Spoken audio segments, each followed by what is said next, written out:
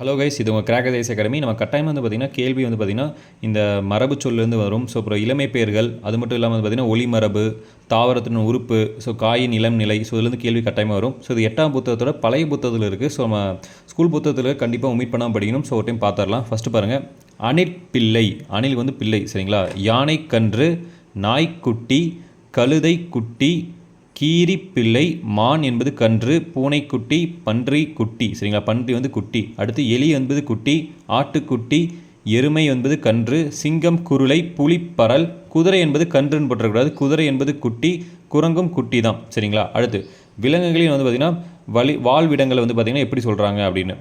ஆடு என்பது எந்த இடத்துல இருக்கும் பார்த்திங்கன்னா, ஆடு என்பது பட்டி. அடுத்து குதிரை என்பது கொட்டில், கோழி என்பது பண்ணை, மாடு என்பது தொழுவம், யானை என்பது கூடம், வாத்து என்பது பண்ணை. அடுத்து பார்த்திங்கன்னா பறவைகளோட அந்த ஒலி மரபு. ஃபஸ்ட்டு பாருங்கள், ஆந்தை அலறும், கழுதை கத்தும், காக்கை கரையும், கிளி கொஞ்சும் அல்லது பேசும். அடுத்து குதிரை கனைக்கும், குயில் கூவும், கோழி கொக்கரிக்கும், சிங்கம் முழங்கும், நரி ஊளையிடும், புலி உரும்பும், மயில் அகவும், யானை பிளிரும். அடுத்து தாவரத்தோட உறுப்பு.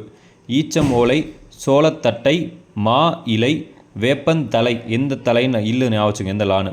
அடுத்து தாளை மடல், தென்னை ஓலை, மூங்கில் இலை, கமுகு பாக்கு ரெண்டு ஒன்று தான், கூந்தல். அடுத்து பனை ஓலை, பலா இலை, வாழை இலை, நெல் தாள், சரிங்களா? நெற்றாள். அடுத்து காய்களின் இளநிலை. அவரை பிஞ்சு, தென்னங்குரும்பை, மா வடு, வாழை கச்சல். அடுத்து முருங்கை பிஞ்சு அல்லது முருங்கை சரடு, சரிங்களா? அடுத்து வெள்ளரி பிஞ்சு. அடுத்து செடியோட அந்த தொகுப்பு பேர். ஆலங்காடு, கம்பங்கொல்லை, பனந்தோப்பு, சவுக்குத்தோப்பு, சோளக்கொல்லை, பலாத்தோப்பு. அடுத்து பாருங்கள், தென்னந்தோப்பு, தேயிலை தோட்டம், பூந்தோட்டம். அடுத்து பாருங்கள், பொருள்களின் தொகுப்பு. ஆடு என்பது மந்தை.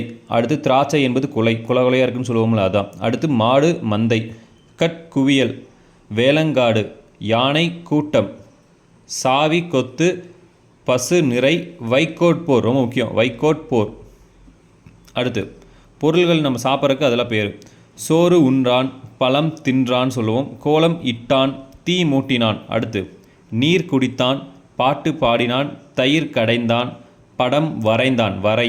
அடுத்து பால் பருகினான்னா பருகு, கவிதை இயற்றினான், விளக்கை ஏற்றினான், கூரை வேய்ந்தான், அதான் வேய். ஸோ இதே மாதிரி யூஸ்ஃபுல்லாக வீடியோ பார்க்கணும். சில மறக்காமல் சப்ஸ்கிரைப் பண்ணிடுங்க.